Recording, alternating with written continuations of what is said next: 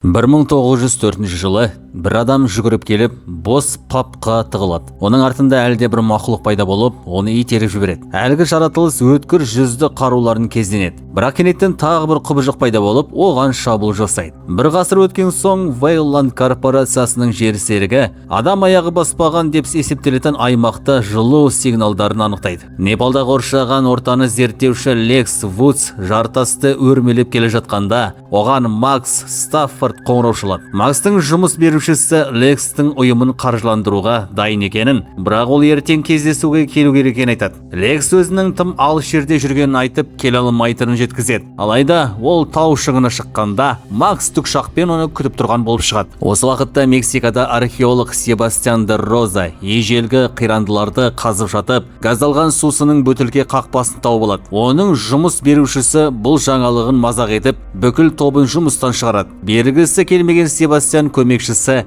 Томас Паркске топты ұстап тұруды тапсырып, өзі банктен қаржыландыру сұрауға кетеді. Шатырға оралғанда ол ішінде отырған Максты көреді. Макс оған жаңа жұмыс ұсынады. Көп ұзамай Лекс тікұшаққа химия инженері Грэм Миллермен бірге ұшады. Миллер сапардың бәрін ұлдары үшін түсіріп жүр. Мұз жарғыш кемеге жеткен соң, ол ауыр техниканы қызықтап қарай бастайды. Бірақ жалдамалы сарбаз Марк Верхейден оған тиіспеуді бұйырады. Соңында Макс Берн корпорациясының басшысы Чарльз Вейландпен таныстырады. Чарльз жерсеріктің жер астынан шыққан жұмбақ жылу көзін анықтағанын түсіндіреді. Ол жиналғандарға жер астында пирамида орналасқанын көрсететін жылулық картаны ұсынады. Сарапшылар оның құрылымы әртүрлі өркениеттердің мәдениетіне ұқсайтынын айтқанда, Себастьян олардың бәрі дұрыс екенін мәлімдейді. Оның пікірінше бұл адамзат тарихындағы ең алғашқы пирамида болуы мүмкін. Пирамида Буве аралының астында шамамен 2000 фут тереңдікте орналасқан еді. Бұрғылау тобының жетекшісі Растен Куейн оған жету үшін 7 күн қажет болатынын есептейді. Лекс болса алдымен топты 3 апта бойы дайындықтан өткізу керек дейді. Бірақ Чарльз басқа біреулер бұл орынды тауып қояма деп қорқып күтуден бас тартады. Лекс Буве аралы әлемдегі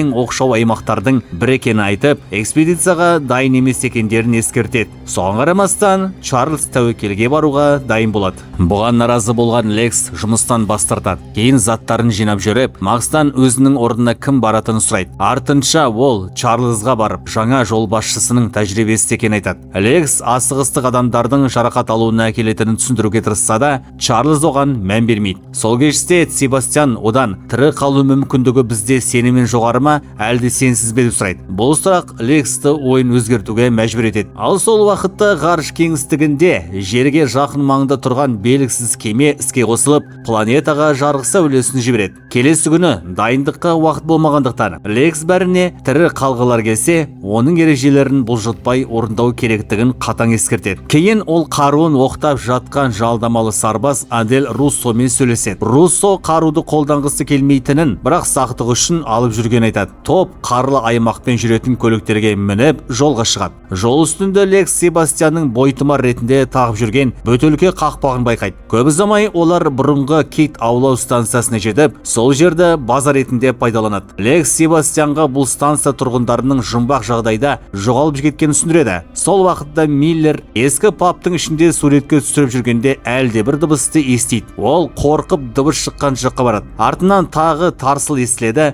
бірақ бұрылғанда ешкімді көрмейді. Қайда қарағанда оның алдында Лекс тұр екен. Ол ешкімнің жалғыз жүруіне болмайтынын ескертеді. Миллер әлі де күмәндана бергенде дыбыстың кәдімгі пингвиннен шыққан көреді. Кейінірек олар пирамидаға апаратын мінсіз қазылған туннельді табады. Ең қызығы, кеше ғана түсірілген жерсерік суреттерінде бұл туннель мүлде болмаған. Туннельге түсер алдында Лекс Чарльзды тексеріп барып, оның жасырын оттегі баллоннан тыныс алып тұрған байқайды. Ол Чарльзға экспедицияға қатыспауға кеңес береді. Бірақ Чарльз ауырған кезде адамның өз өмірі қалай есте қалатын туралы ойлайтын айтады. Бұған жауап ретінде Лекс әкесінің оқиғасын айтып береді. Бірде тау шыңына шығу кезінде әкесінің аяғы сынып қалған. Соған қарамастан ол тоқтаудан бас тартып, екеуі шыңға жеткен соң бірге шампан ішкен. Алайда кейін аяғындағы қан ұйындысы өкпесіне жетіп, 4 сағат азап шеккен соң қайтыс болған. Чарльз болса, оның соңғы естелігі ауыр стулын емес, қызымен бірге тау басында шампан ішкен сәт болған етеді. Көп ұзамай Лекс топты туннель арқылы төмен бастап түседі. Осы кезде брезент жүк көтергіш жүйеге оралып қалып, механизм істен шығады да Чарльз құлап кетеді. Лекс мұз шапқысын оның киіміне қадап құтқарып қалады. Олар төмен түсіп жатқанда әлгі ғарыш кемесі базаның үстінен ұшып өтіп 3 капсула тастайды. Капсулалардың ішінен қаруланған жыртқыштар шығады. Экспедиция мүшелері туннельдің соңындағы алып үңгірге жетеді. Бірақ бұл жерде кім қазғанын еш белгісін таппайды. Олар жарық түсіргенде алғаш рет алып пирамиданы көреді. Чарльз таңданысын жасыра алмай, командасына тарих жасағандар үшін алғыс айтады. Топ пирамидаға кіреді.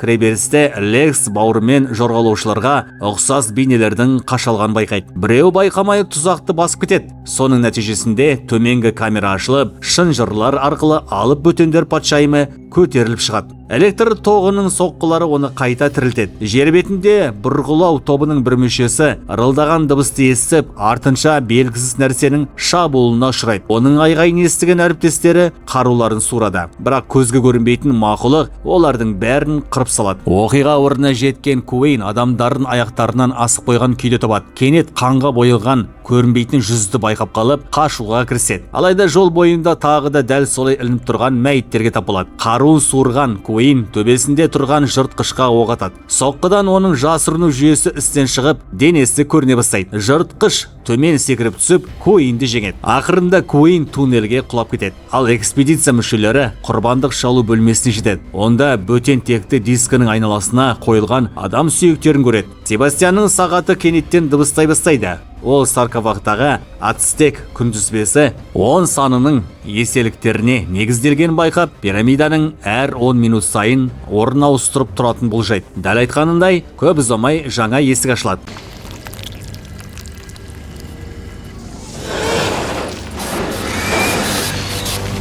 Вот дерьмо. Да, дерьмо. Нет, нет, не трогайте. Ой, дурак.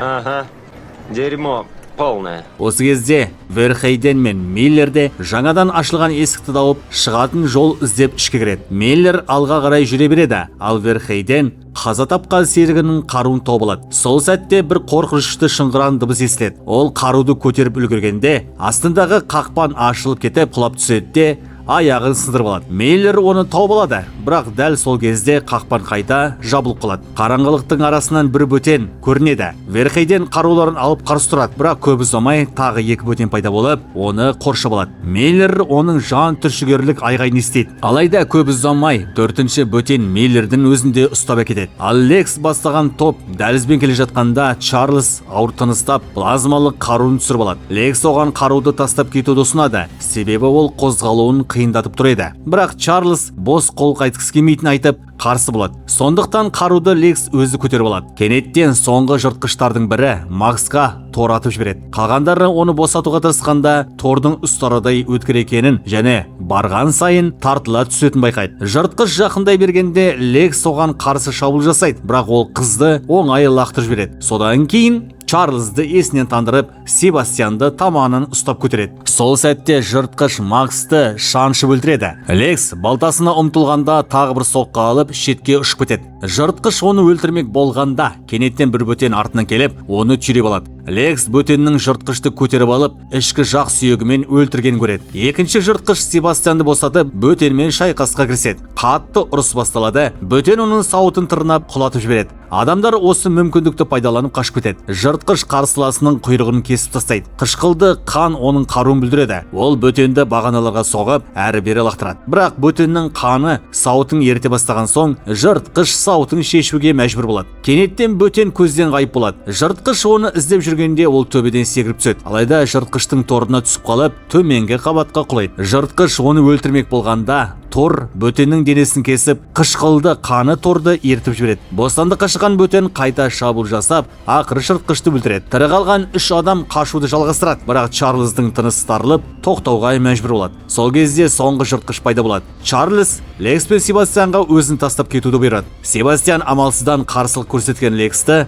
алып кетеді. Ал Чарльз балтасын көтеріп жыртқышқа қарсы шығады. Бірақ қарсыласы оның шабуылдарын оңай тойтарады да тамағынан ұстап көтереді. Сол сәтте жыртқыш оның өкпе қатерлі ісігімен ауыратынын анықтап босатып жібереді. Соған қарамастан Чарльз оттегі балонымен жарық шашқышты пайдаланып оған жалынатады. Ашуға булыққан жыртқыш оны өлтіріп тынады. Осы кезде пирамида тағы қозғала бастайды. Лекс пен Себастьян жабылып жатқан өткелден секіріп өтеді. Лекс аман шығады, ал Себастьян тарылып келе жатқан саңылаудан әрең еңбектеп өтеді. Соңғы сәтте жыртқыш оның басына жүзді қаруын лақтырып жібереді. Себастьян жалтарып үлгергенімен төменге құлап түседі. Сол мезетте бір фейсхактер жыртқышқа секіреді, бірақ ол оны қақ жарып тастайды. Артынша көлеңкеден шыққан бөтеннің де басын шолып түсіреді. Лекс пен Себастьян жасырын жерден бәрін бақылап тұрады. Жыртқыш фейсхактердің аяғымен өзінің дауылғасымен маңдайына ерекше белгі салады. Себастьян мұны жауынгердің сынақтан өткенін білдіретін рәсім деп таниды. Осы кезде ол пирамиданың шын мақсатын түсінеді. Оның айтуынша, жыртқыштар жерді мыңдаған жыл бұрын ашқан және адамдар оларды құдайлар ретінде құрметтеген. Әр 100 жыл сайын адамдар құрбандыққа шалынған. Сол құрбандықтардан бөтендер өсіріліп, жас жыртқыштар олармен шайқасу арқылы өздерін дәлелдеген. Бірақ бір жолы бөтендер тым көбейіп кетіп, бақылаудан шыққан.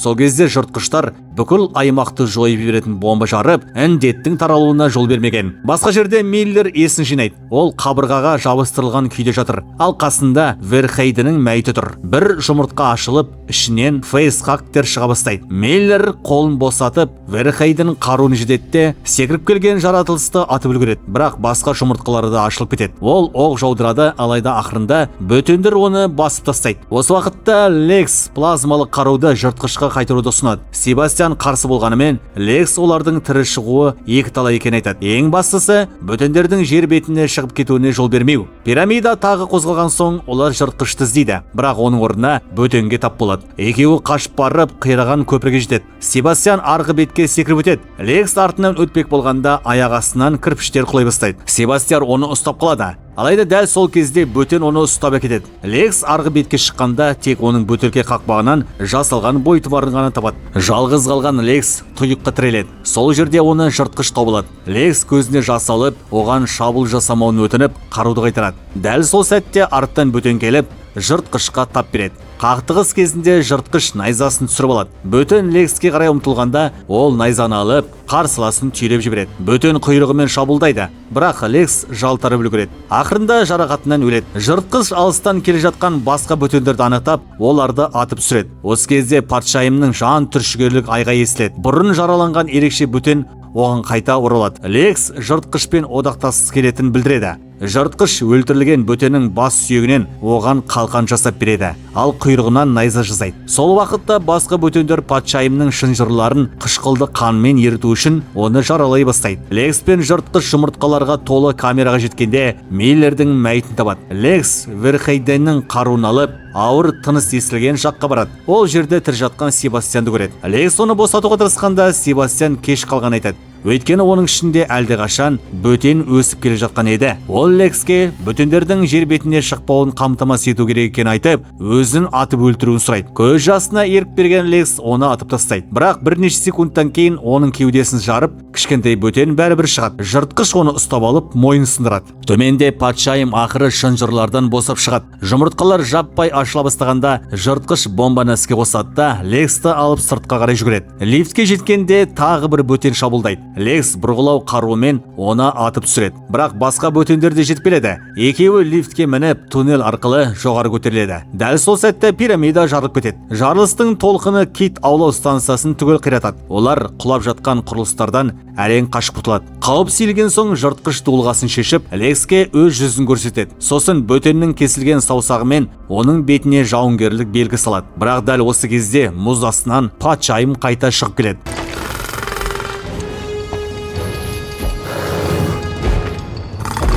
Я не шучу, черт подери!